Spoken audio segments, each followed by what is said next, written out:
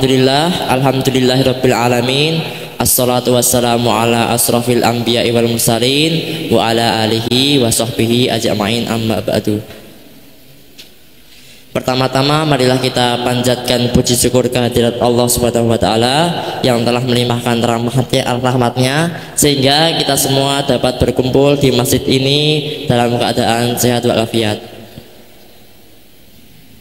Salawat serta salam marilah kita haturkan kepada Nabi besar kita Muhammad Sallallahu Alaihi Wasallam yang insya Allah kita tunggu-tunggu syafaatnya kelak di hari kiamat nanti. Amin ya rabbal alamin.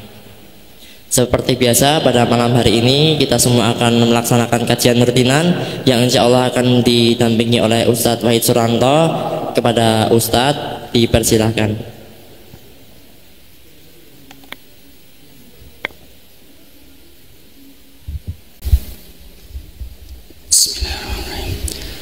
Assalamualaikum warahmatullahi wabarakatuh.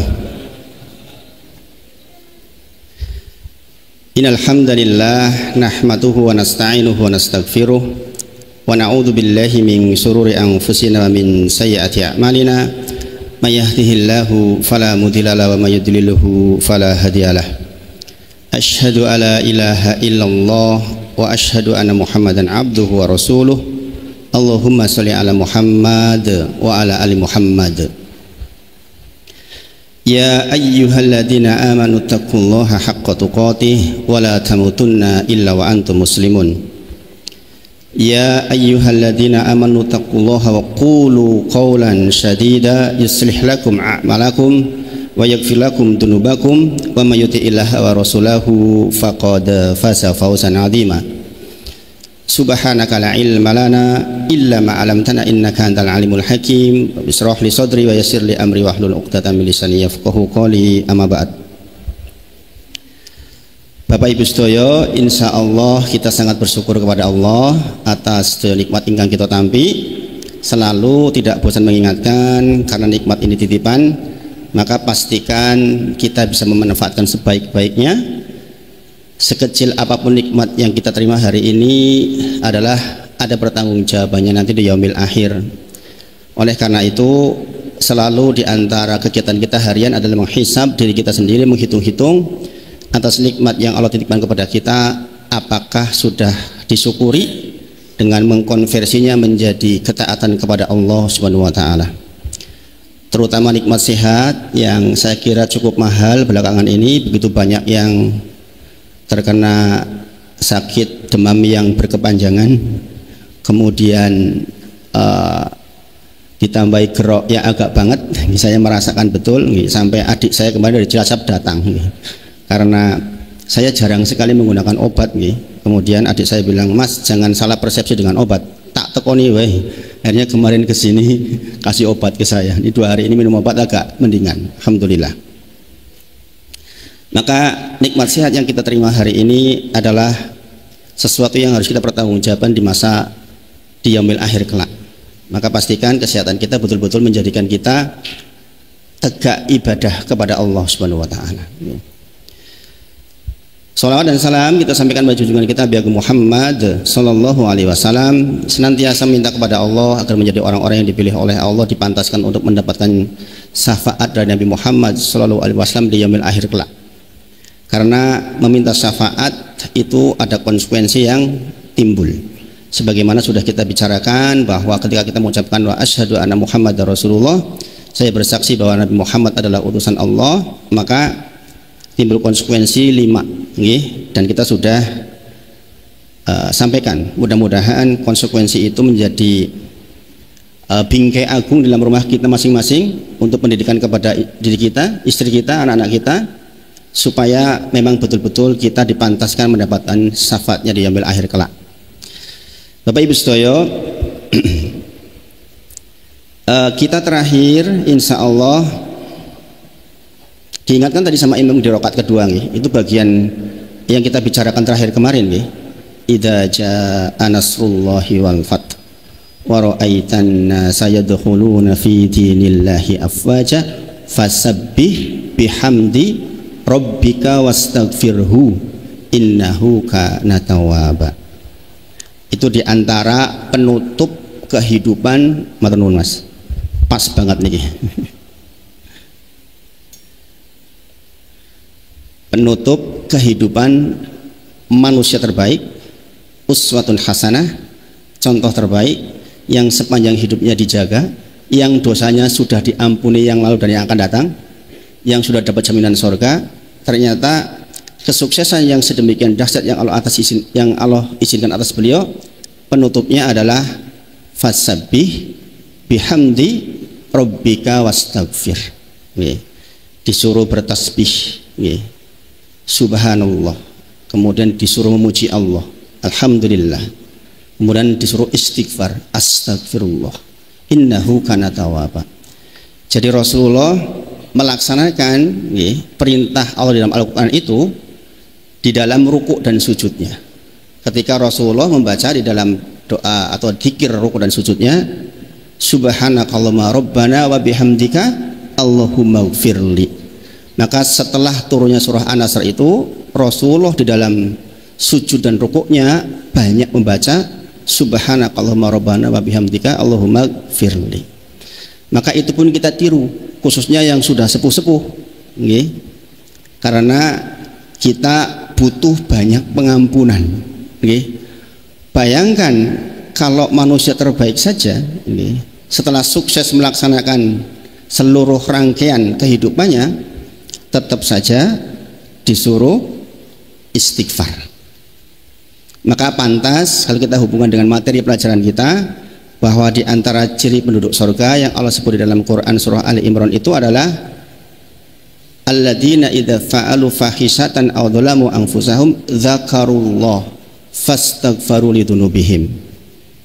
Jadi di antara ciri penduduk surga, kabar gembira Bapak Ibu semuanya, tidak menjadi syarat masuk surga tidak berdosa kepada Allah Subhanahu wa taala. Kalau itu syaratnya nggak ada yang masuk surga Bapak Ibu.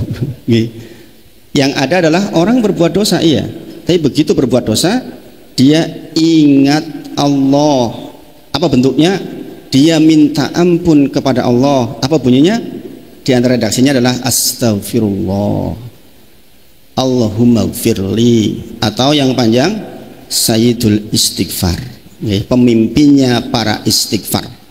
Allahumma anta rabbi la ilaha illa ants khalaqtani wa ana abduk wa ana ala ahdika wa dika mastata'tu, dan seterusnya dan seterusnya. Semoga kita semua termasuk yang mendapatkan hidayah taufik sehingga dimudahkan di dalam dzikir ini, dzikir yang agung.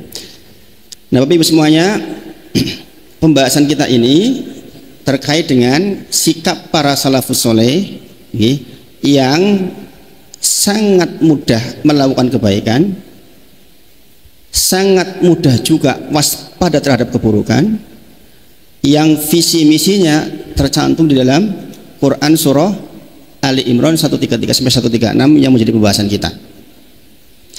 Dan Bapak Ibu semuanya, kalau jenengan terus belajar hadis arba'in nomor 22 akan ketemu itu. Jadi para sahabat itu sangat semangat untuk mendapatkan surga dan terjauhkan dari neraka. Jadi mindset para salafus soleh Bapak Ibu semuanya, itu mindsetnya bukan mentok kepada kehidupan dunia, bukan. Jadi ini penting Bapak Ibu, ini persoalan mindset, persoalan pola pikir yang perlu kita ambil dari para sahabat adalah apa sih pola pikir mereka. Maka kalau kita lihat di dalam sejarah, selalu saja para sahabat itu sangat semangat ketika berhubungan dengan surga dan berhubungan dengan apa-apa yang membuat dia tidak ke neraka. Contoh, di dalam hadis itu disebutkan, ini diriwayatkan oleh Jabir bin Abdillah. Masya Allah, Jabir bin Abdillah sahabat yang sangat mulia, banyak kemuliaan, jadi nanti bisa baca sejarahnya beliau. Masya Allah, anaknya Abdullah bin Amr, Masya Allah. Beliau menyampaikan, ada seorang laki-laki tanya kepada Rasul, ya Rasulullah, suatu ketika nanti insya Allah kita belajar matanya,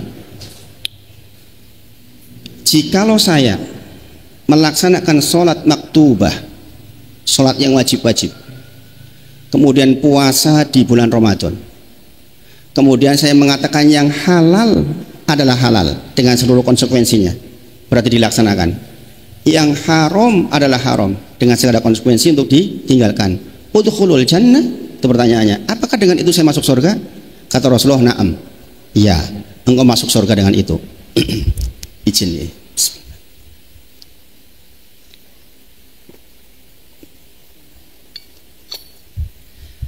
Kalau kita lihat ya, di situ ada 4 hal.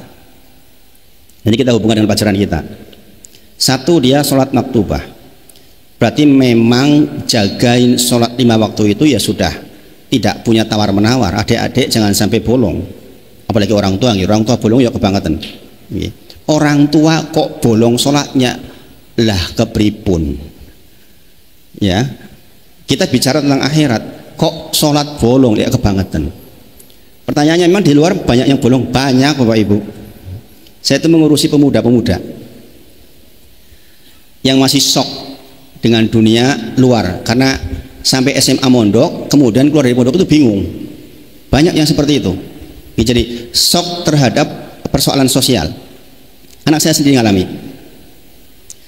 Jadi yang tadinya rajin, berangkat tahajud rajin, ya. Kemudian sholat teratur, mungkin keteraturannya karena peraturan, belum karena kesadaran. Maka begitu di rumah mendapatkan banyak sekali pilihan, suka telat-telat nih mulai sholat. Dan ini banyak terjadi, dan saya sangat maklum. Di dulunya waktu awal saya keras, blok, ternyata keliru. Memang anak muda itu sedang mencari jati dirinya. Makanya Bapak Ibu kalau punya anak, punya cucu, kita yang harus ngalah, mencari cara supaya baik pada akhirnya. Sampai kemana tadi? Sampai ke situ. Sampai kemana Pak Edi tadi? Persoalan apa tadi? Ini agak ngebleng ini. Jadi, oke, bahwa sahabat itu sangat semangat di dalam persoalan surga. Karena udkhulul jannah, apakah dengan itu saya masuk surga? Kata Rasulullah, iya. Yaitu orang yang melaksanakan sholat 5 waktu. Ini belum bicara yang sunnah, ya. Belum bicara yang sunnah. Cuma masuk surga itu macam-macam, ya. Ada tingkatan-tingkatan. Ini bicara standar ini. Kemudian puasa bulan Ramadan. Kemudian mengatakan yang halal adalah halal dengan seluruh konsekuensinya, mengatakan yang haram dengan seluruh konsekuensinya, maka masuk surga. Di situ tidak disebut tentang zakat dan haji. Padahal kita lihat di dalam hadis Arba'in nomor 3 disebutkan buniyal Islam ala khamsin. Islam dibangun di atas 5 perkara. Syahadati alla ilaha illallah, di antaranya adalah nanti ada zakat dan haji. Bayangkan Bapak Ibu, betapa visi misinya para sahabat tanya itu luar biasa. Bukan soal yang hanya keperluan diri sendiri, karena akan ada orang-orang yang tidak mampu di bagian zakat dan haji. Bayangin Bapak Ibu, faedah yang bisa diambil dari pertanyaan itu. Ya, coba kalau dia tanyanya langsung, jikalau saya zakat, jikalau saya haji, ini kan masalah bagi sebagian orang. Ya kan, antara yang bisa haji dengan yang tidak, banyak yang mana? Banyak yang tidak. Sehingga kenapa nggak disebutkan zakat dan haji? Karena ada syarat ikutan, yaitu jika mampu. Maka sekali lagi, haji dan zakat mal itu memang jika mampu, bukan memaksakan diri pula, ya. Jika mampu, ya. Memaksakan diri maksudnya dengan hutang, ya. Dengan hutang. Walaupun sebagian ulama memperbolehkan dalam satu kondisi, ya, dalam satu kondisi. Tapi kalau bicara tentang dalil letterlexnya, ya jika mampu. Maka disebutkan di situ, apakah cukup dengan itu masuk surga? Iya, kata Rasulullah. Nah, dari sini kita tahu betapa para sahabat itu sangat semangat di dalam soal mindset akhirat. Bukan hanya mentok ke umur 60-70 tahun saja, bukan itu yang difikirin. Tapi bagaimana dia pada akhirnya mendapatkan surga, dan itu benar. Karena apa? Allah berfirman di dalam Quran surah Al-Imran 185, "Faman suhsiha 'anil nar wa udkhilal jannah faqad faz." Barang siapa yang dijauhkan dari neraka jahanam, yang konsekuensinya dimasukkan ke surganya Allah, maka itu loh pemenang sesungguhnya. Jadi kita kan ingin jadi pemenang Bapak Ibu semuanya. Jadi menang ketika kita betul-betul nanti pada akhirnya masuk surganya Allah Subhanahu wa taala. Jadi bisa bayangkan kita hidup di dunia dengan seluruh bermacam-macam rupa-rupanya. Kesedihan, kesusahan. Saya kira nggak ada kesempurnaan bahagia di dunia ini. Ada saja sudah lagi nyaman, tiba-tiba dengar anak apa, lagi nyaman, tiba-tiba saudara apa, begitu terus dunia begitu. Fatasko memang memulai dengan kesengsaraan. Maka kita membayangkan akan ada masa di mana kita hidup selamanya dalam kondisi yang nyaman terus. Anda bisa bayangkan kan? Makanya betul orang para sahabat itu berpikir bagaimana mindsetnya itu akhirat. Ali bin Abi Thalib mengatakan, jadilah kalian anak-anak akhirat, jangan kalian jadi anak-anak dunia. Maksudnya Pak, dunia itu ditinggal. Kita akan hidup selamanya di sana tanpa batasan waktu. Maka mindset ini yang harus kita tanam. Oleh karena itu, seluruh informasi terkait dengan ciri khas penduduk surga harus kita pelajari dengan sempurna. Kemudian kita berkomitmen untuk menggapainya. Nah, salah satu yang kita bahas kemarin adalah alladzina idza fa'alu fahisyatan aw dzalamu anfusahum dzakarullah fastaghfiru lidzunubihim. Dia ingat Allah dalam bentuk dia beristighfar kepada Allah. 3 poin kita pelajari dalam istighfar ini Bapak Ibu. Yang pertama, kita sudah pelajari tentang mengapa istighfar menjadi ibadah yang sangat agung. 7 poin.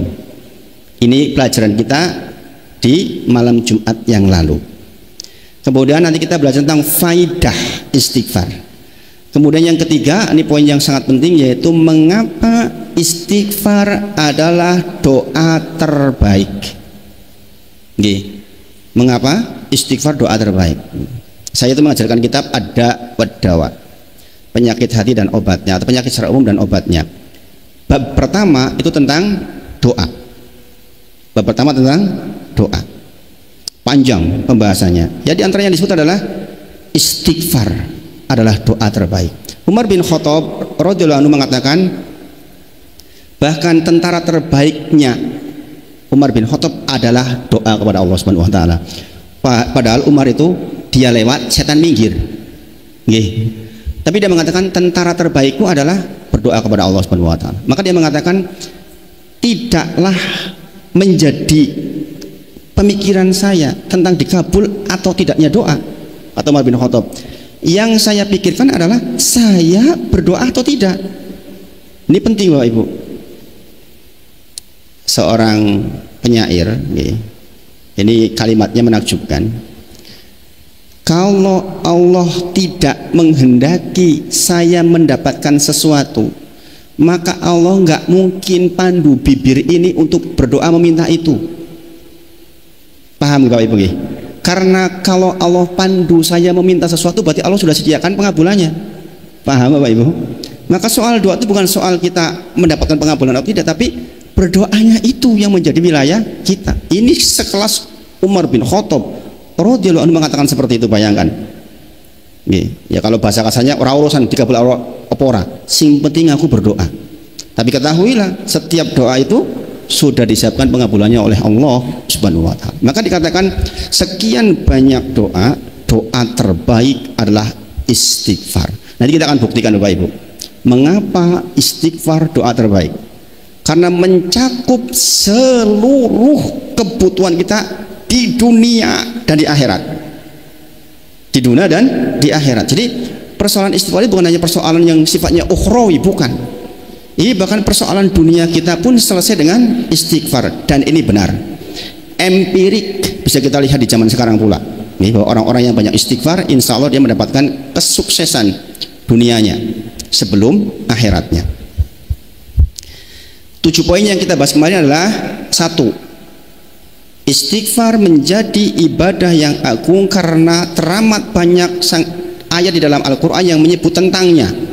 Sekali lagi, jikalau disebut dalam Al-Quran 1 kali saja sudah sangat istimewa, ini disebut berkali-kali, maka inilah ibadah yang agung. Yang kedua, istighfar adalah perintah Allah, dan jumlahnya disuruh banyak.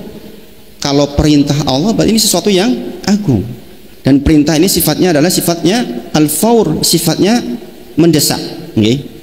Yang ketiga, Allah puji orang-orang yang beristighfar. Sudah kita bahas ayatnya, yaitu Quran surah Ali Imran di 17, kemudian di beberapa ayat yang semisal itu. Kemudian yang keempat, ciri orang yang bertakwa. bahwa orang yang banyak istighfar adalah ciri orang yang bertakwa, sebagaimana pembahasan ayat kita di awal. Kemudian istighfar menjadi konten yang paling banyak di dalam ibadah yang paling agung, yaitu sholat kita. Kalau jangan perhatikan sholat kita dari awal sampai akhir, isinya banyak istighfar. Iftitah, setelah takbiratul ihram kita mengucapkan Allahumma ba'id baini wa baina khotaya kama ba'da bainal masyriqi wal maghrib. Itu apa itu? Ya Allah, jauhkan antara aku dengan dosa-dosaku sejauh timur dan barat maunya. Saya nggak mau ketemu lagi sama dosa itu di dunia dan di akhirat. Kita sudah bahas di pertemuan yang lalu. Kemudian di dalam doa ruku dan sujud kita yang kita bahas tadi, apa yang diingatkan oleh imam tadi adalah tentang subhanakallahumma rabbana wa bihamdika Allahumma ufirli. Itu apa itu? Minta ampun kepada Allah. Jadi persoalan sholat kita yang dia adalah yunaji robbahu, sholat by definisi adalah yunaji robbahu. Sholat adalah kita berbisik-bisik antara seorang hamba dengan Robnya, dan kalimat yang cukup banyak disebut adalah persoalan istighfar ini. Kemudian duduk di antara dua sujud, doanya adalah Robbi firli, ampuni aku, warhamni, dan seterusnya. Ulama sepakat yang paling utama adalah Robbik firlinya ini. Makanya dengan ngulang-ulang Robbik firli, Robbik firli, Robbik firli itu boleh. Kemudian sebelum salam ada doa-doa tambahan yang dipandukan oleh banyak sahabat, di antaranya Umar, di antaranya adalah Abu Bakar As-Siddiq, yang dia adalah orang yang luar biasa. Dia masih berdoa sebelum salam, Allahumma inni dzalamtu nafsi dzulman katsira. Bayangin, ya Allah, sesungguhnya terus berbuat zalim pada diri sendiri dengan kezaliman yang banyak. Allahumma inni dzalamtu nafsi dzulman katsira la yaghfiru dzunuba illa ants faghfirli maghfiratan min indik warhamni innaka antal ghafurur rahim. Ini adalah redaksi doa sebelum salam. Sudah hafal belum Bapak Ibu? Sampun. Nah, itu dihafalkan, dia amalkan. Di samping Allahumma a'inni ala dzikrika wa syukrika wa husni ibadatik. Bayang kalau selevel Abu Bakar As-Siddiq saja baca itu, kita ini lebih berkebutuhan. Maka di antara doa yang tidak pernah saya tinggal adalah itu, Allahumma inni dzalamtu nafsi dzulman katsira, mengakui bahwa saya itu seorang hamba banyak sekali dosa-dosanya. Kemudian di ujung setelah salam kita mengucapkan astagfirullah, astagfirullah, astagfirullah. Maka bayangkan ada sebuah zikir yang menjadi konten terbanyak dalam ibadah yang paling agung, yaitu sholat, maka pastilah ini adalah ibadah yang agung pula. Yang nomor 6, istighfar dijadikan zikir penutup ibadah yang agung secara umum, termasuk di dalamnya adalah sholat. Orang-orang soleh di ujung malam sholat malam, penutupnya adalah hum yastaghfiruna bil ashar. Mereka menutup malamnya setelah sholat malam dengan istighfar. Jangan mengaku klaim orang soleh kalau belum banyak istighfar di ujung malam, karena ciri khas orang soleh begitu Bapak Ibu. Kalau jangan belum begitu berarti belum soleh, yakin belum soleh. Kalau kita masih berat bangun di ujung malam, sholat malam yang panjang, kemudian kita istighfar yang banyak, hum yastaghfiruna bil ashar. Mereka itu adalah orang-orang yang banyak istighfarnya di ujung malam, di waktu sahur. Bayangin Bapak Ibu. Kita sekarang kadang-kadang kebalik-balik nih. Waktunya kadang-kadang balik-balik sekarang, subhanallah. Orang siang kadang-kadang tidur malam sampai jam 1. 14 turu. Yo ketemu subuhnya orang. Nah, ini berarti bukan orang soleh, yakin bukan orang soleh. Kecuali karena satu keadaan. Saya tidak mengeneralisasi, karena ada orang yang kerjanya harus malam. Ada orang yang kerjanya harus malam. Mudah-mudahan diampuni. Penutup hajian setelah kita di Padang Arafah juga tetap istighfar. Di Padang Arafah minta ampun, setelah itu disuruh oleh Allah minta ampun lagi. Masya Allah. Kemudian doa penutup majelis juga istighfar. Subhanakallahumma wa bihamdika asyhadu alla ilaha illa anta astaghfiruka wa atubu ilaik. Ini kenapa? Istighfar. Kenapa? Mungkin kita ngobrol ada yang salah-salah. Nggih, niate guyon jebule loro niati. Ya kan? Niatnya baik-baik, tapi kadang-kadang salah tampi. Maka kita menutup majelis dengan istighfar kepada Allah Subhanahu wa taala. Masya Allah. Kemudian tentu yang paling besar adalah penutup kehidupan Nabi Muhammad Sallallahu Alaihi Wasallam yang diingatkan Imam tadi adalah juga istighfar. Maka cukuplah ini sebagai pertanda bahwa istighfar adalah ibadah yang agung.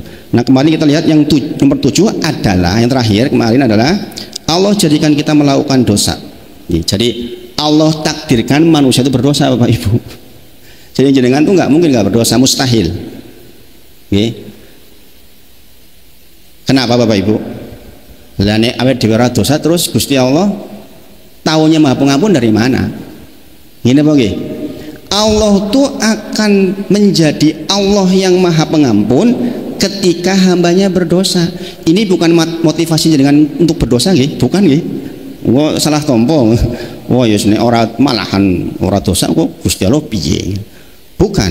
Tapi pastilah jenengan memang pasti berdosa, nggak bisa nggak? Apalagi di zaman sekarang mustahil jenengan sekali nggak dosa. Jangan lihat perempuan kelihatan lehernya, emang nggak dosa? Dosa Bapak Ibu, dosa. Bapak-bapak gimana melotot? Oh tambah dosanya tambah gede. Yang seperti itu gimana? Kalau kita nggak ada kesempatan istighfar, repot sekali. Makanya sekali lagi Allah takdirkan kita manusia memang berdosa. Kata Rasulullah, walau lam tudnibu ladahaballahu bikum thumma ja'a biqaumin yudnibun. Jikalau suatu kaum enggak ada yang berdosa belas bersih kabeh, dihapus sama Allah itu kaum itu. Summa ja'a qaumin, kemudian didatangkan suatu kaum yang dia berdosa, dia minta sama Allah dan Allah ampuni, sehingga Allah Maha Pengampun kelihatan tuh di situ. Paham Bapak Ibu? Sekali lagi ini bukan hadis memotivasi dengan berdosa. Dia mungkin mengatakan, oh, no, dosa enggak dihapus, aku ini dosa ini masalah, ini salah pengertian. Maksudnya orang itu memang gak mungkin lepas dari dosa-dosa, mustahil. Maka nanti diantara fungsi istighfar juga membahas tentang ini. Sekali lagi inilah yang menjadi petunjuk bahwa istighfar itu ibadah yang agung, agar senantiasa diri kita beristighfar. La yazalu lisanu rotoban min dzikrillah, selalu basahi lisan ini dengan zikrullah, diantaranya adalah istighfar. Itu poin Bapak Ibu semuanya untuk membuat kita termotivasi melakukan ibadah yang paling agung, yaitu istighfar. Dan istighfar mudah, redaksinya mudah dengan kalau yang paling pendek astagfirullah, astagfirullahaladzim. Jadi ini ibadah yang mudah sesungguhnya jikalau kita mau melaksanakan. Yang berikutnya poin kedua, faedah istighfar. Ini Bapak Ibu kalau jangan pelajari, inilah yang saya katakan bahwa istighfar itu bukan persoalan dunia, ini persoalan dunia dan akhirat.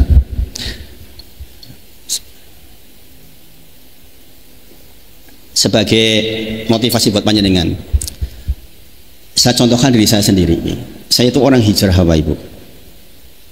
Ya hijrah semuanya, hijrah cara berpakaian. Saya dulu ketika jadi pengusaha, potongan saya itu botak Bapak Ibu, kayak tentara. Sebab usaha saya itu perumahan. Sehingga kalau ke lapangan itu kudu sangar. Jadi potongannya ya potongan sangar Ibu. Karena saya datang melayani berbagai macam, saya melayani customernya, saya ngurusi tukangnya. Ya namanya memimpin sebuah perusahaan itu ya harus tahu seluruhnya, nggak bisa nggak. Model saya itu bukan orang yang menyerahkan pekerjaan ke orang lain tanpa saya tahu, itu nggak bisa saya. Saya harus tahu tentang apa yang mereka lakukan, sehingga ke lapangan pun saya paham. Bahkan menghadapi preman-preman saya lakoni Bapak Ibu. Suatu sore datanglah 2 orang dalam kondisi mabuk. Ya biasa preman minta ini itu, datanglah 10 orang yang lain. Subhanallah. Lucunya Bapak Ibu, pertolongan Allah. Kepala premannya itu bilang begini, ini ceritanya nyata. Mohon maaf Pak, apakah Bapak itu ketua preman di wilayah tertentu begitu? Ini gimana ceritanya? Subhanallah. Jadi premannya nanya ke saya, apakah saya ketua preman di sebuah tempat itu? Niku pripun niku pulang semua akhirnya itu. Masya Allah. Jadi itu pernah kejadian kayak gitu. Jadi sampai mengalami hal seperti itu. Jadi kemudian ada trigger yang saya ceritakan ke jenengan. Satu masa di mana adik saya yang umur 20-an itu meninggal dunia karena kecelakaan. Itu jadi trigger yang membuat saya itu berubah total, yang kemudian dengan dikenal dengan istilah hijrah. Waktu itu belum ada istilah hijrah begini, belum. Itu kan baru belakangan ini rame gitu. Jadi ada komunitas hijrah dan sebagainya, itu baru belakangan ini. Ketika zaman saya dulu belum. Saya hijrah ya pokoknya karena adik saya meninggal, ternyata masih muda bisa sebegitu cepat meninggal. Itu betul-betul merubah pola pikir seluruhnya. Sehingga sejak saat itu saya meneliti lagi, ini usaha saya benar nggak ini? Ini usaha saya itu berfaedah untuk akhirat saya nggak ini? Ini usaha saya bahaya untuk akhirat saya nggak nih? Begitu pikirannya itu, udah stressing kan itu. Seminggu kita berpikir. Saya mengatakan ke guru saya mau menolkan seluruh aset. Udah toh, kita nolkan, tinggal satu rumah. Saya bilang, saya mau menolkan rumah saya. Ustadz bilang, jangan dulu. Untuk rumah jangan dulu. Kamu mau tinggal di mana? Tapi saya nekat. Saya sama istri, iya kalau kita hidup sampai minggu depan. Kalau enggak, sejak itu saya lepas rumah, saya ngontrak lagi sampai hari ini. Nah, Bapak Ibu semuanya, apa yang menemani proses hijrah itu? Saya katakan yang paling utama adalah istighfar. Istighfar. Jadi kalau saya ditanya apa tips paling baik untuk menemani hijrah, adalah banyaknya jumlah istighfar. Karena bicara hijrah itu bicara seluruh unsur yang tadinya relatif mudah menjadi relatif sulit awalnya. Saya meninggalkan semuanya itu nggak mudah, Bapak Ibu. Seluruh aset dinolkan itu nggak mudah. Itu kalau nggak tahan betul ya guling. Dua anak saya yang pertama itu mengalami problematika itu. Ada anak saya namanya Amar sama Aziza yang masih mondok. Itu dia mengalami masa itu, mengalami masa berlebihan. Kemudian tiba-tiba jadi nggak ada. Itu shocknya tuh luar biasa. Prosesnya butuh waktu yang lama. Tapi sekali lagi dengan istighfar, alhamdulillah berproses. Sampai hari ini tahan dan merasa lebih bahagia. Adik saya kemarin datang ke sini, mungkin udah longso gitu. Kita tidur di karpet kan. Ya begini adanya ya, Dek gitu. Kalau di rumah Mas Wahid begini gitu.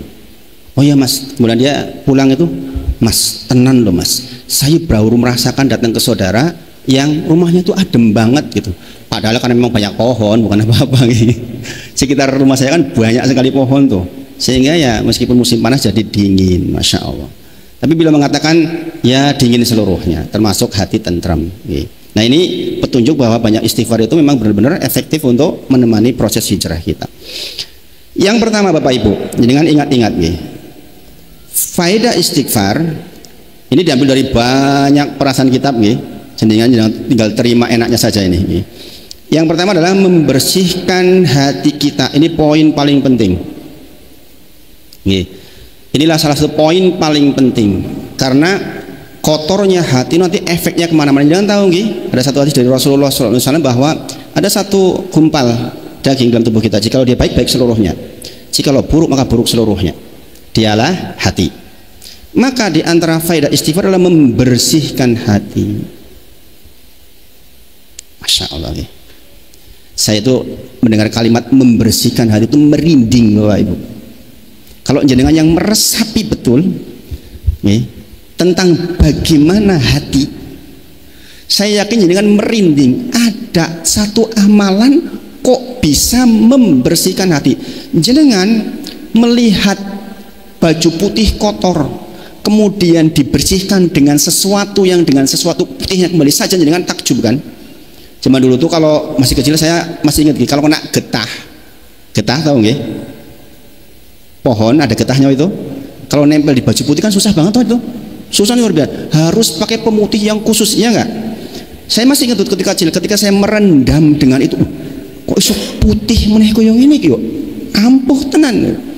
Bayangkan sekarang ada satu amalan yang dengan amalan itu mampu membersihkan bagian yang jikalau bagian itu bersih, maka bersih seluruhnya. Kebayang nggak ya dengan? Coba, dahsyat nggak tuh amalan itu? Ada zikir, kok dengan zikir itu menjadikan bagian terpenting tubuh ini menjadi bersih. Itu kan luar biasa.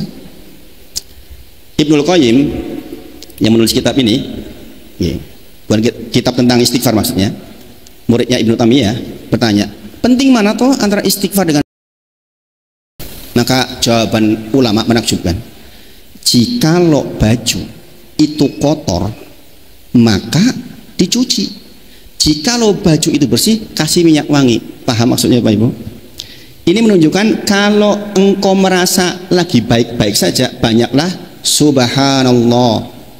Tapi kalau jenengan lagi merasa nggak baik-baik saja, banyakin istighfar. Kotor dicuci, lagi bersih diwangikan, itu maksudnya. Ini masya Allah ya. Guru dan murid kalau tanya jawab itu begitu ya. Kalimat-kalimatnya itu menakjubkan. Nah Bapak Ibu semuanya, sekali lagi, fungsi pertama, istighfar akan membersihkan hati. Kata Rasulullah, innahu layuhun ala qalbi wa inni astaghfirullah fil yaumi mi'ata marrah. Kadang-kadang kata Rasulullah, kadang-kadang Rasulullah mengalami kondisi hati yang agak-agak tidak nyaman. Itu para ulama menyebut ada sesuatu yang lembut banget melewati Rasulullah. Kalau kita kan kasar, yang masuk hati kita kasar, lembut tapi agak mengganggu Rasulullah tuh. Maka dikatakan innahu layuhun ala qalbi. Wah ini, dan aku ketika mengalami itu beristighfar kepada Allah minimal 100 per hari. Ini Rasulullah Bapak Ibu semuanya. Yang jelas lintasan hatinya jauh lebih halus dari kita, gangguan hatinya jauh lebih halus dari kita. Yang dia adalah orang yang diampuni yang lalu dan yang akan datang sudah diampuni oleh Allah. Saja mengatakan wah ini, dan sesungguhnya aku astagfirullah, minta ampun kepada Allah fil yaumi mi'ata marrah, minimal 100 kali. Kalau Rasulullah 100 kali, ya kita berkebutuhan lebih dari itu Bapak Ibu semuanya. Makanya kalau kita lihat zikir bagi kita minimal 100 kan, astagfirullah wa atubu ilaih 100 kali minimal, belum dengan yang lain-lain. Rasulullah kadang-kadang di dalam satu majelis istighfar 100 kali dalam satu majelis. Jadi seperti ini sambil astagfirullah, astagfirullah, astagfirullah, begitu Bapak Ibu. Nih. Dan inilah obat yang paling manjur nih, untuk menghadapi hati yang lagi kena gangguan. Ini akan sering saya katakan ketika saya meruqyah orang. Setelah itu juga yang saya tanam astagfirullah, astagfirullah, ditanam ke kupingnya dia tuh sampai dia mengucapkan astagfirullah, astagfirullah, astagfirullah, dan cukup efektif, cukup efektif. Kemudian setelah dia mengamalkan, saya terangkan maksudnya. Masya Allah. Tidak, jangan ketemu orang bermasalah suruh banyakin istighfar. Hasan Al-Basri 3 pertanyaan yang berbeda jauh dengan istighfar. Sekali lagi, Hasan Al-Basri rahimahullah ta'ala ditanya tentang 3 hal. 3 hal ini berbeda semua soalnya, tetap jawabannya istighfar. Ini kisah yang berbeda, mudah-mudahan jangan nanti bisa baca ya, kisahnya Hasan Al-Basri. Kata Rasulullah, Bapak Ibu semuanya, ini dalilnya bahwa istighfar itu adalah pembersih hati.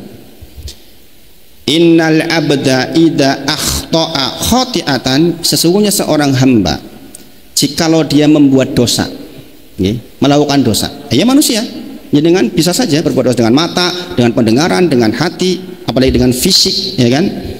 Maka nukitat fi qalbihi nuktatun sauda. Nah, perhatikan ya. Ini perhatikan betul ini, makanya hati-hati betul. Kalau jenengan berbuat dosa nukitat fi qalbihi, maka ada titik hitam fi qalbihi, nuktatun sauda, nuktah warna hitam. Jadi kalau jenengan gawe dosa niku tik tik 1 2 3 makin banyak titik hitamnya, subhanallah. Makanya kita penting istighfarnya luar biasa. Sebab kalau itu dibiarkan, ini kita lanjutkan ya. Nukitat fi qalbihi nuktatun sauda. Fa idza huwa nazaa wastaghfaru wa taba sukila qalbuhu. Jikalau kemudian dia meninggalkan, kemudian dia beristighfar, dia bertobat, maka sukila qalbuhu, maka dibersihkanlah hatinya. Banyak jangan gawe dosa. Tik astagfirullah, hilang. Tik astagfirullah, hilang. Syaratnya apa? Jangan meninggalkan apa dosa itu, kemudian beristighfar, bertobat. Sekali lagi, bukan syarat tobat tidak mengulangi. Ini saya membuat dengan jenengan ini. Bukan syarat tobat tidak mengulangi. Nek syarat tobat tidak mengulangi berat. Tapi berusaha meninggalkan, iya. Jenengan dosa, saya meninggalkan, saya bertobat terhadap itu. Ning kadang-kadang yuk balik lagi. Maksud saya supaya jangan tidak putus asa. Aduh, Ini Ustadz Wahid kondo jarene harus bertobat meninggalkan. Bukan syarat meninggalkan, bukan syarat tidak mengulangi, mau saya, bukan syarat tidak mengulangi untuk tobat. Walaupun syarat tobat adalah meninggalkan, berusaha meninggalkan, tapi orang terjebak lagi. Sebagian masalah saya sampaikan, mohon maaf ya, orang yang ini banyak orang konsultasi ke saya masalah ini. Banyak orang yang suka melihat film jelek, film porno, itu mau meninggalkan otaknya, nggak mau. Dia juga sedih setelah melihat. Tetapi balik lagi. Ustadz, saya itu udah berusaha balik lagi, pengen nonton lagi, pengen lihat lagi, begitu. Makanya kalau dijadikan syarat tidak mengulang bahaya banget. Sebab kita tuh kadang-kadang kebawa oleh nafsu kita, terjebak, terpenjara oleh nafsu kita, subhanallah. Makanya saya tidak heran Bapak Ibu, bahkan ada orang yang dikatakan tokoh agama juga terjebak persoalan itu, ada. Allah uji dia lewat itu, subhanallah. Dan kita sering mendengar kita sering mendengar keadaan seperti itu. Mudah-mudahan pondok salaf sejauh saya pahami, insya Allah mudah-mudahan tidak. Tapi banyak pondok-pondok yang non salaf yang mohon maaf kiainya malah justru menodai santrinya. Sering mendengar bukan? Karena memang kadang-kadang kita terjebak oleh nafsu kita, terpenjara oleh nafsu kita. Pengen ninggal, kini balik lagi. Maka nanti kalau ada yang seperti itu konsultasi ke saya. Nanti dikasih caranya. Kemudian wa in ada zida fiha hatta ta'luwa qalbuhu. Kalau dia kemudian melakukan lagi, belumlah dia kemudian beristighfar, melakukan lagi, maka sampai kemudian hatinya ta'luwa qalbuhu. Hatinya betul-betul menjadi hitam seluruhnya karena banyak titik-titik hitamnya. Subhanallah. Wa huwa ron alladzi dzakarallah. Inilah yang dikatakan oleh Allah sebagai ron. Jadi hati yang sudah hitam legam itu namanya ron. Sebagaimana Allah berfirman, kalabal rona ala qulubihim makanu yaksibun. Quran surah Al-Mutaffifin ayat ke-14. Kalabal rona ala qulubihim makanu yaksibun. Itulah yang disebut sebagai ron oleh Allah Subhanahu wa taala dalam Quran surah Al-Mutaffifin ayat ke-14. Jika keadaannya sudah seperti itu, ron, susah membedakan yang baik dengan yang buruk. Makanya jenengan kadang-kadang mikirkan, kok ada ibu tiri mateni anak 6 tahun. Saya sempat dengar tadi itu di YouTube. Kok iso? Bayangin, itu berproses loh, bukan sekali mati. Kok tegelmen? Karena dia nggak lagi membedakan, nggak bisa lagi membedakan antara yang baik dengan yang buruk. Di mata dia itu benar. Itulah keadaan hati ketika jadi ron. Makanya jangan nggak heran melihat ada orang kok sejahat itu ya bagi kita yang normal. Bagi jenengan yang belum jadi ron hatinya itu sesuatu yang aneh. Tapi bagi orang yang hatinya jadi ron akan melakukan hal-hal yang luar biasa. Dan seiring dengan tumbuhnya, terbukanya dunia ini, semakin banyak orang-orang yang hatinya hitam legam. Makanya kematian sekarang di mana-mana, pembunuhan setiap hari. Memang sunatullah, ciri khas mau kiamat adalah banyaknya pembunuhan di mana-mana. Nyawa tuh murah banget, ringan sekali. Subhanallah. Itu berangkat karena hatinya jadi ron. Makanya bayangkan, betul kan kalau dikatakan oleh hati buruk menjadi buruk seluruhnya. Nah, inilah ibadah. Yang dengan ibadah itu hati kita menjadi bersih, Bapak Ibu. Dan ini pokok yang paling pokok agar jenengan betul-betul efektif di dalam mencapai akhirat kita. Gini Bang ya. Jelas, pendalilannya sangat jelas. Subhanallah. Maka Bapak Ibu semuanya, jangan sampai ada waktu kok bengong. Istighfarlah. Jangan sampai kita duduk kok meneng wae. Subhanallah. 1 menit sudah dapat berapa istighfar itu? Astagfirullah, astagfirullah. Bisa 50 sampai 60 kan ya? Kalau per detik 1, Masya Allah. Makanya jangan sampai jadi orang tua lewat duduk bengong. La ilaha illallah. Sudah umur di atas 50 meneng wae. Subhanallah Bapak Ibu. Istighfar, istighfar. Makanya penting ya, membiasakan istighfar itu penting. Jadi anggota keluarga itu dipacu supaya banyak istighfar. Nek ora oke keluarga nek tulisan di pintu, jangan lupa istighfar. Mau keluar kamar jangan lupa istighfar. Nanti kita akan otomatis terlatih. Saya lagi ibu-ibu jangan suka bengong nih, meneng wae, ngelegek istilah orang Cilacap itu. Subhanallah. Maka sekali lagi banyak-banyak istighfar. Yang kedua Bapak Ibu, orang yang beristighfar maka Allah akan ampuni dosa-dosanya. Nah ini juga penting. Kita bicara visi akhirat. Bukankah kita masuk neraka jahanam karena dosa-dosa kita? Ini bang, kalau ada ibadah yang dengan ibadah itu terampuni dosa-dosa kita, yang artinya mencegah kita masuk dari neraka jahanam, ya tentu saja kita ingin sekali Bapak Ibu semuanya. Bukankah tadi dikatakan faman susiha anin nar wa udhilal jannah faqad faz? Lalu mengatakan barang siapa yang dijauhkan dari neraka jahanam dan dimasukkan surga, itu loh pemenang sesungguhnya. Allah yang berfirman. Jadi kemenangan itu bukan persoalan kita jadi presiden, jadi menteri, itu kedudukan dunia Bapak Ibu. Fasilitas saja bisa baik bisa tidak. Jadi presiden nek apik yo surga luar biasa adil. Ning nek elek yo neraka ngisor dhewe. Bayangin. Jadi bukan soal kedudukan kita, bukan soal hati kita, menyikapinya ini yang paling penting. Karena setiap kita ditakdir oleh Allah berbeda-beda Bapak Ibu. Ada yang kemampuannya di uang, ada kemampuannya di harta, ada kemampuannya di pinter, ada kemampuannya di macam-macam. Maka dengan itulah kita berbekal. Maka sekali lagi istighfar akan membuat kita diampuni oleh Allah Subhanahu.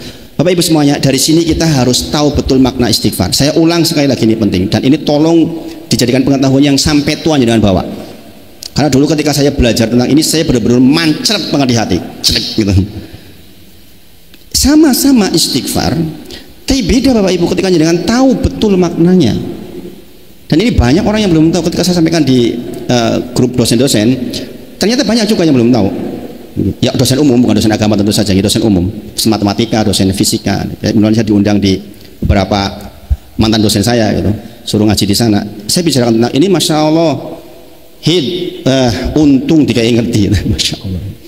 Nah Bapak Ibu, kenapa istighfar itu mendatangkan ampunan dari Allah Subhanahu Wa Taala?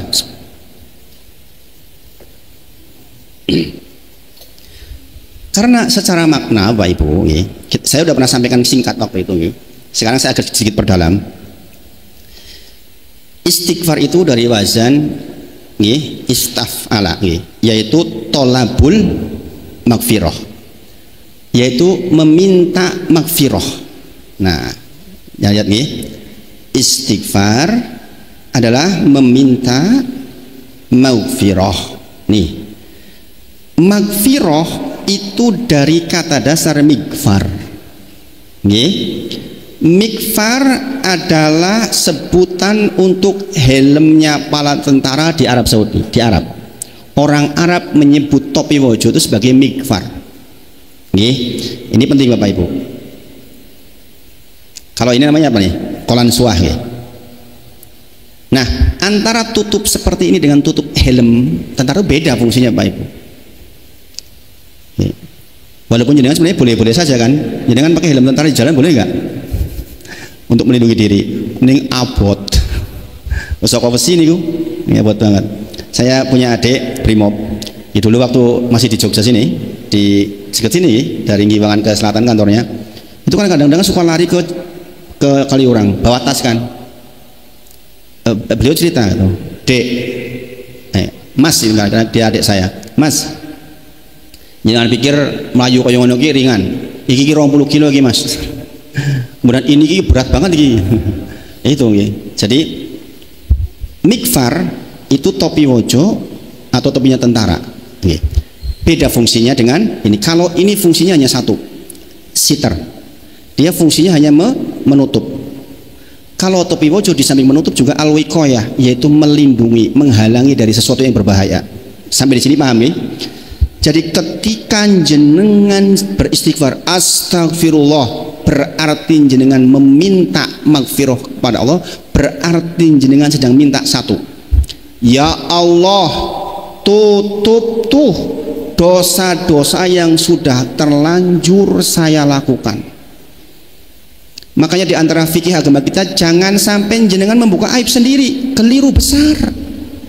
Kalau Allah tutup dosa jenengan, jangan diumbar, jangan diumbar Bapak Ibu semuanya.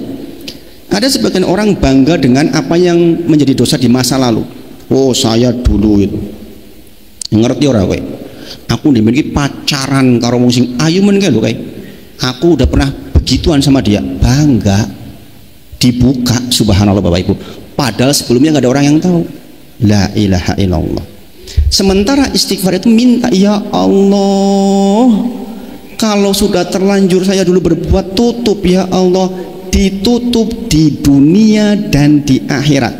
Ini poin Bapak Ibu, ditutup di dunia dan di akhirat. Berarti itu nggak dianggap lagi oleh Allah Subhanahu wa taala.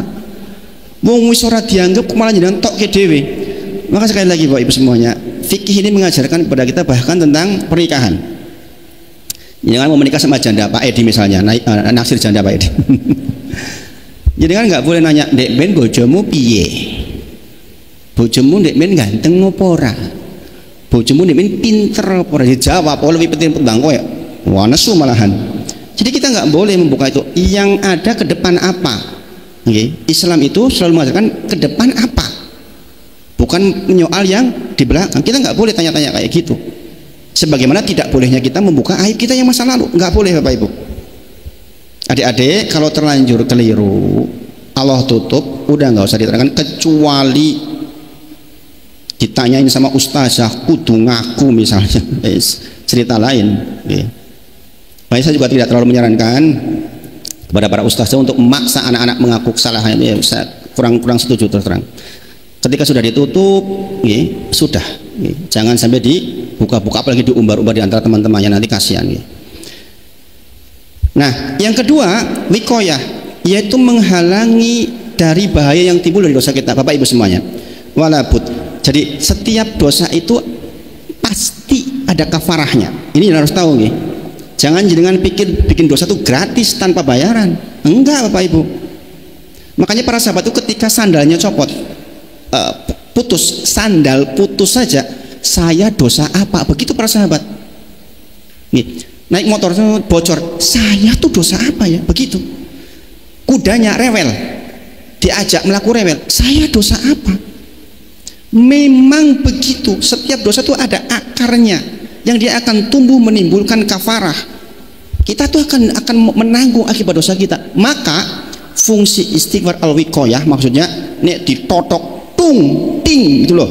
Nek topi wajah niku lak mboten kena kepalanya. Maksudnya jenengan sudah terlanjur melakukan dosa yang seharusnya dengan dosa itu jenengan dihukum, maka kemudian Allah cegah, nggak jadi kena hukuman gara-gara istighfar jenengan. Coba bayangin Bapak Ibu, penting nggak kayak gitu? Penting nggak? Berhubungan nggak dengan kesusahan kita di dunia? Sangat berhubungan Bapak Ibu. Bayangkan satu dosa mungkin jenengan harusnya dihukum dengan tabrakan misalnya. Banyaknya istighfar membuat jenengan tercegah di tabrakan. Itu urusan dunia atau akhirat? Dunia kita. Mungkin dengan dosa yang jenengan lakukan, jenengan harus dibuat sakit, kemudian dijadikan tidak sakit oleh Allah. Masya Allah. Maka ini urusannya bukan hanya urusan akhirat, tapi juga urusan dunia kita. Masya Allah Pak Ibu semuanya, dahsyat bukan? Dahsyat istighfar itu ya. Ini baru 2 nomor aja sudah setengah 9 kurang. Padahal saya di sini menulis 15 gitu. Nggak apa-apa, kita belajar bukan mengejar selesai, kita mengejar paham, mengejar paham. Kata Ibnul Qayyim, Bapak Ibu semuanya, ini jangan perhatikan, laula anal qulubu salimatun, seandainya hati panjenengan salimatun, hati yang sehat, hati yang selamat, ini jangan perhatikan, lataqatta'at asafa minal hermani, maka engkau akan merasakan hati tercabik-cabik, tidak nyaman, ora penak banget ketika terlewat suatu kebaikan. Ini ciri hatinya jenengan sudah dalam kondisi sehat.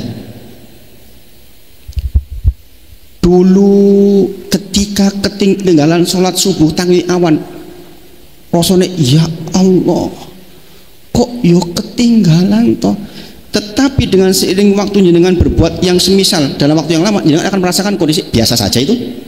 Orang sholat duha biasa mawon itu, enggak sholat malam biasa mawon itu, bahkan lama-lama berbuat maksiat nyaman-nyaman saja. Ini bahaya luar biasa.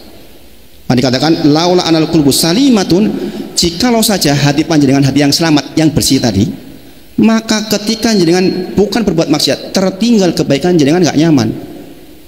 Coba jenengan perhatikan, adik-adik, ibu-ibu perhatikan. Jenengan kalau ketinggalan sholat duha, santai wae nopo wonten perasaan, lah kok ketinggalan tuh aku. Nah, kalau sudah seperti itu berarti jenengan masih bagus hatinya. Ini santai mawon, gibah santai mawon. Ini bahaya ini. Bahaya, berarti kondisinya lagi tidak sehat. Jadi sekali lagi, hati akan tercabik-cabik rasanya jikalau kita ketinggalan sesuatu yang baik.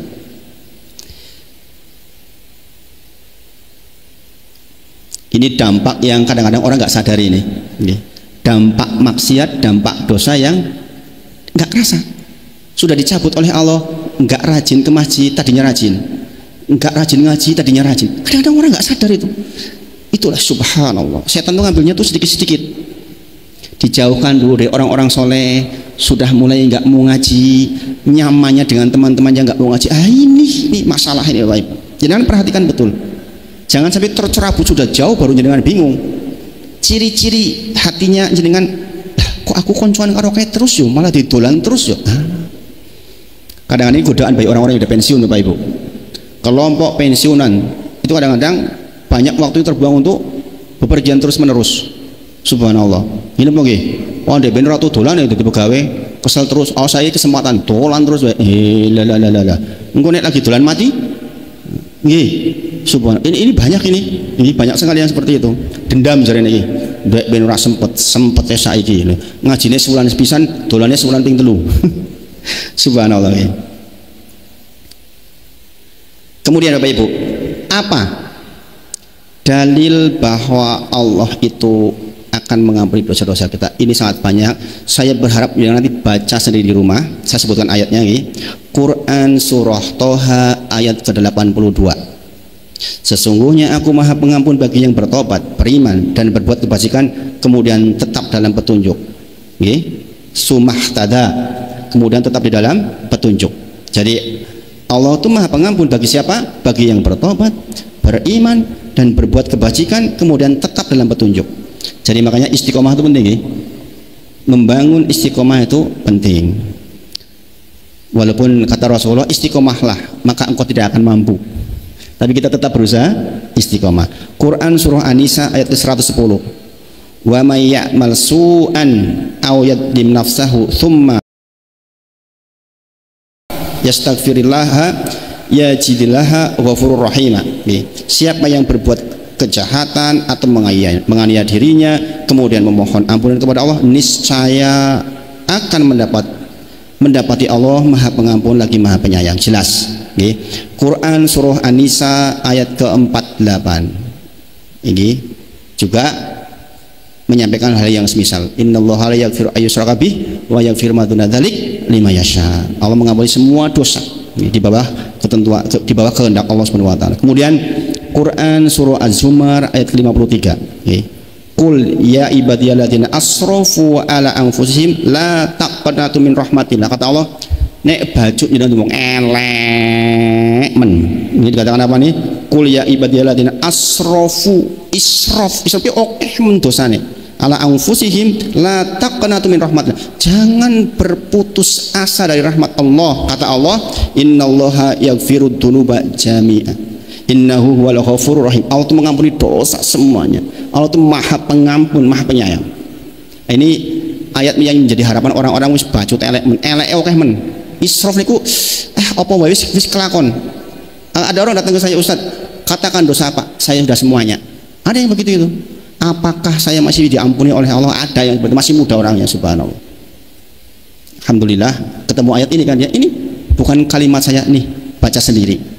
langsung semangat, sekarang jadi pengurus pengajian, bahkan salah satu donatur makanan yang paling aktif di pengajian. Masya Allah gitu. Padahal dulunya wong pecicilannya pol-polan, makanya ayat-ayat kayak gini itu harus diterangkan gitu. Bapak Ibu semuanya, kita punya keturunan, anak, cucu, mantu, enggak semuanya kadang-kadang baik, ya kan? Dalam satu keluarga kadang-kadang yang baik, elek banget. Sing elek banget itu sebenarnya peluang untuk kita beritahu hal-hal seperti ini. Karena kadang-kadang mereka tuh mau balik itu takut. Nggih. Lah sedulurku ya karuan rajin banget surga lah dia. Saya ini apa? Itu banyak kasus seperti itu Bapak Ibu. Yang seperti itu tunjukkan nih ayatnya. Yang seperti ini, bahwa Allah itu Maha Pengampun. Kemudian Quran surah An-Nahl ayat ke-119. Nggih. Kemudian sesungguhnya Tuhanmu mengampuni orang-orang yang melakukan keburukan karena kebodohan. Nggih, jadi ini dikatakan karena kebodohan, nggih. Atau bahasanya tidak menyadari akibatnya. Jadi gini Bapak Ibu, kalau kita ketemu orang-orang yang berdosa itu jangan langsung dijat neraka. Seringkali mereka tuh melakukan itu karena benar-benar nggak tahu akibatnya, nggak berilmu Bapak Ibu. Maka tugas jenengan yang sudah ngaji itu justru melembutkan. Masya Allah Bapak Ibu, saya kadang-kadang gimana nih, orang ngaji kayak kita ini Bapak Ibu semuanya harusnya menghasilkan hati yang lembut, tidak menyoal banyak hal. Banyak orang ngaji malah bertengkar dengan orang yang ngaji yang lain. Ini saya kadang-kadang bingung. Orang sudah ngaji di tempat ini kemudian menyalahkan tempat lain, kemudian bertengkar. Lah ini coba jangan lihat, dikatakan tsumma inna rabbaka lilladzina amilus su'a bi jahalatin summa tabu mim ba'di dzalika. Orang-orang yang dia tuh berbuat kadang-kadang nggak tahu Pak Ibu. Ini beneran Bapak Ibu, jangan dikira main-main. Saya sering ketemu anak muda yang lah aku kurang ngerti ini kayak zaman sekarang tuh banyak pemuda yang begitu. Loh kowe kok nganggo apa tuh vapor misalnya. Belajarnya vapor lebih aman ketimbang rokok tuh. Dan lihat pertimbangannya. Padahal ya bodoh-bodoh bahayanya tuh. Baca dari mana tuh? Bacaannya gini. Subhanallah. Artinya dia melakukan kezaliman pada dirinya sendiri bijahalatin, dengan ketidaktahuan. Merasa paling benar dengan kebenaran mutlak itu keliru Bapak Ibu. Karena kebenaran mutlak adanya jadi Rasulullah SAW saja. Semua kelompok pasti punya kurang lebih, pasti. Nggak mungkin nggak, pasti kurang lebih. Ada kurang lebihnya. Maka bekerja sama itu menjadi hal yang penting. Ya contohnya ini jelas sekali. Kemudian Quran surah Al-Baqarah ayat ke-218. Innal ladzina amanu wal ladzina hajaru wajadu fi sabilillah ulaika yarjuna rahmatallah wallahu ghafurur rahim. Wallahu ghafurur rahim. Quran surah An-Nur ayat 22 yang saya bacakan kemarin. Wala ya'tali ulul fadli minkum wasadi. Di akhir ayat dikatakan ala tuhibuna ayaghfirullahu lakum, apa engkau tidak suka kalau Allah mengampuni kalian? Wallahu ghafurur rahim. Ini kisah tentang Abu Bakar As-Siddiq yang menghentikan apa namanya sodakohnya kepada saudaranya sepupunya, gara-gara sepupunya ikut-ikutan menuduh Aisyah selingkuh. Wis diuripi, dikai mangan, orang dikerjaan dikai kerjaan, lah kok malah nuduh anakku melu selingkuh. Tak tutup kowe, ora tak kei kowe. Allah katakan jangan orang-orang yang mampu di antara kalian yang berkelebihan kemudian menghentikan sedekahnya kepada orang-orang yang susah di antara kalian. Itu bayangkan dasar nggih. Ya dengan niku ken sedekah kali tiang sing mendolimi jenengan niku pripun? Itu di atas maafkan nggih. Wis memaafkan plus ngapii. Oh niku contohnya. Contohnya begitu Bapak Ibu. Kemudian Quran surah Al-Furqan ayat ke-70. Nggih. Kecuali orang yang bertobat, beriman dan beramal soleh, maka Allah mengganti kejahatan mereka dengan kebaikan. Oh, masya Allah. Jadi ini baca tafsirnya, nggih. Quran surah Al-Furqan ayat 70. Jangan baca tafsirnya, ini penting banget. Nggih. Karena di sini disebutkan ulaika yubaddilullahu sayyiatim hasanat. Jadi Allah itu mengganti kejahatannya menjadi kebaikan. Coba dengan pikirin. Nah, saya nggak berani menyampaikan ini karena ini butuh waktu panjang nih. Tapi jangan baca nih Quran surah Al-Furqan ayat 70 tafsirnya jangan baca. Jenengan pasti akan geleng-geleng kepala dahsyatnya Allah, maha pengasihnya Allah, betapa peluang untuk masuk surga itu sangat besar. Jenengan nanti baca. Karena saya menerangkan ini nggak bisanya sebentar. Ini ayat ini, satu ayat ini keterangan 1 jam ini. Saya dulu ketika membahas ayat ini tuh lama sekali, masya Allah. Kemudian Quran surah Nuh ayat ke-10. Faqultu astaghfiru rabbakum innahu kana ghaffara. Itu kepada umatnya Nuh yang elek men pecicilan men. Faqultu astaghfiru rabbakum innahu kana ghaffara. Allahmu itu maha pengampun. Yursili sama alaikum midror, nanti akan sambungannya dengan berbagai macam manfaat yang timbul gara-gara istighfarnya. Nah, nanti ayat itu menjadi dalil tentang bahwa urusan istighfar ini urusan dunia pula, karena dikatakan yursili sama alaikum midror, akan diturunkan hujan yang berkah maksudnya, karena hujan dari air itulah tumbuh berbagai macam hal yang bisa kita manfaatkan. Nah, ini yang bisa kita bahas malam hari ini. Sepertinya waktunya sudah habis. Jangan tambahkan Quran surah Ali Imran 31. Qul in kuntum tuhibbunallaha fattabi'uni yuhibbukumullahu wa yaghfir lakum dzunubakum wallahu ghafurur rahim. Wallahu ghafurur rahim. Kemudian Quran surah An-Nisa ayat 106. Wastaghfirillah innallaha kana ghafurur rahim. Nah, itu ayat-ayat yang harusnya menjadi ayat-ayat menjadi poin-poin untuk jangan pelajari dalam. Karena ini terkait dengan bahwa Allah itu sangat berpeluang untuk terus mengampuni kita. Kemudian hadis pendukungnya, innallaha azza wajal yabsutu liyatuba musiun nahar. Allah itu membuka tangannya lebar-lebar di malam hari untuk memberikan ampunan kepada orang yang berbuat dosa di siang hari. Demikian juga sesungguhnya Allah itu membuka tangannya di siang hari untuk mengampuni orang-orang yang berbuat dosa di malam hari. Di zaman sekarang ini pas banget Bapak Ibu. Kenapa? Sekarang itu 24 jam orang hidup. Anak saya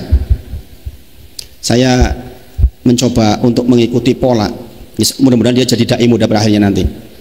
Karena dai itu kadang-kadang butuh yang hitam dan yang putih. Tahu. Ini dalilnya dari Ali bin Abi Thalib. Mengetahui tentang yang hitam dan putih itu penting. Saya suruh dakwah di anak muda nggak masuk Bapak Ibu. Dunianya berbeda. Makanya beberapa masjid itu bilang ke saya, Ustadz, tolong Mas Amar dibentuk dong biar jadi dai muda. Itu. Kalau hafalan hadis sudah banyak, hafal Quran udah 30 juz. Maka ini qadarullah, saya ceritakan jenengan supaya nanti kalau jenengan punya anak atau cucu yang mungkin semisal, jenengan tidak kaget. Begitu selesai dari pondok, seperti biasa, sok betul. Dia merasa sebagai orang yang nggak ngerti apa-apa, maka dia ingin tahu seluruhnya. Pernah nyobain vape, pernah nyobain rokok, pernah. Subhanallah, bapaknya ulah stres ini. Bapaknya Ustadz anak yang rokok, pengen dihantem tuh. 3 bulan pertama saya nyesok, tapi lama-lama saya pelajari. Mungkin ini cara Allah untuk mendidik dia untuk tahu banyak hal. Sekarang ngambil bahasa Arab di UMY karena dia pengen ke UIM sebenarnya tahun belum lolos, dia mau nyoba lagi katanya, sambil jadi marbot di Masjid Suja di depan PKU.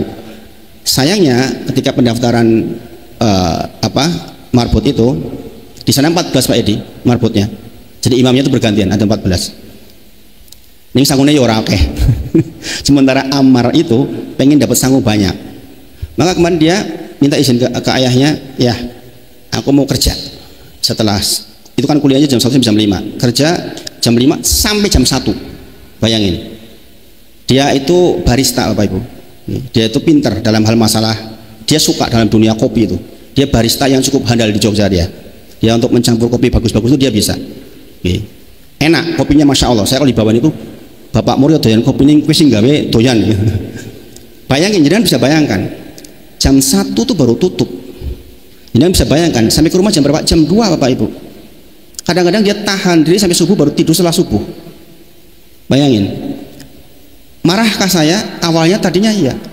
Setelah saya pikir ulang, oh ini mungkin cara Allah untuk bekal dia suatu ketika jadi dai. Mudah-mudahan. Karena dia tahu anak muda zaman sekarang kayak apa, outfit tuh kayak apa. Dia tahu seluruhnya itu. Masya Allah, saya nggak tahu apa-apa. Maka sebagian masih datang ke saya, Pak Ibu takmirnya, Ustadz, tolong Mas Amar nanti kita ingin anak-anak remaja dikumpulkan, dia yang kasih bicara, bukan Pak Wahid nih, bukan Ustadz Wahid, tapi Mas Amar. Kalau ngimam dia di situ selalu ngimam ya. Kalau akhir Ramadan 10 hari terakhir di masjid itu. Amar itu kalau 10 hari terakhir di masjid itu, namanya Masjid Al-Ma'arij. Kebetulan pengurusnya pemuda-pemuda, dia minta banget untuk Amar masuk ke situ di kalangan mudanya. Nah mungkin Allah tunjukkan seperti hadis-hadis banyak sudah hafal, Umdatul Ahkam sebagian sudah hafal, hadis Arba'in semuanya sudah hafal, dan semisal itu. Kitab-kitab dasar sudah hafal seluruhnya. Nah yang seperti ini mungkin memang cara Allah untuk mendidik anak-anak kita supaya berkembang. Bapak Ibu semuanya, kenapa saya sampaikan cerita ini Bapak Ibu semuanya? Sebagai penutup kenapa saya sampaikan ini penting? Ini bukan cerita, saya menceritakan apa adanya itu kan sebagian negatif, kena rokok, kena vape kan negatif, tapi saya ceritakan untuk menjadi motivasi dengan jangan sampai berputus asa jadi orang tua ketika menghadapi itu. Karena banyak orang tua apalagi ustadz malu kan, tapi saya melihat dari sudut yang berbeda. Bayangkan ada seorang hamba yang berbuat dosa, lalu dia berkata, ya Robbi, Robku, saya berbuat dosa, faghfirli, ampuni aku. Ini hadis yang menakjubkan. Lalu Allah berfirman, hambaku mengetahui bahwa ia memiliki Rob yang mengampuni dosa, lalu dosanya diampuni. Jadi dia hamba ini tahu dia punya Rob yang bakal mengampuni dosa-dosanya dan menyiksa karena dosa-dosa, maka dia faghfirli, minta ampun. Kemudian berhenti satu waktu, dia berdosa lagi, dia minta ampun lagi kepada Allah, dia berdosa lagi, dia minta lagi ampun kepada Allah. Di dalam hadis ini disebutkan 3 kali. Rasulullah sampai tersenyum melihat orang ini, subhanallah. Lalu Allah berfirman di akhir, dikatakan, aku telah ampuni dosa hambaku, maka hendaklah ia berbuat sesukanya. Sekali lagi, ini bukan motivasi berbuat dosa, bukan. Tapi bahwa ketika orang terlanjur berdosa, Allah tuh Maha Pengampun. Jangan tutup peluang anak kita yang keliru, kemudian kuekis mesti susah, kuekis mesti hancur. Jangan. Bapak Ibu, karena saya dulu begitu, saya berpikir kalau nggak nyunah pasti kamu hancur. Benar, rumus ini benar, tetapi diklaim dia akan hancur di akhir, belum tentu. Innamal a'malu bil khawatim. Innamal a'malu bil khawatim. Amal itu bergantung kepada akhirnya. Semoga apa yang kita pelajari malam hari ini bisa menjadi bekal. Baru sampai nomor 2 di antara faedah istighfar. Terlalu banyak yang kita pelajari sebenarnya untuk istighfar ini. Mudah-mudahan Allah sayangi kita semua. Allah cukupkan hati ini dengan apa yang menjadi sunnah dari Nabi Muhammad SAW.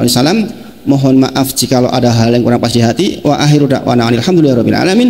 Assalamualaikum warahmatullahi wabarakatuh. Waalaikumsalam warahmatullahi wabarakatuh.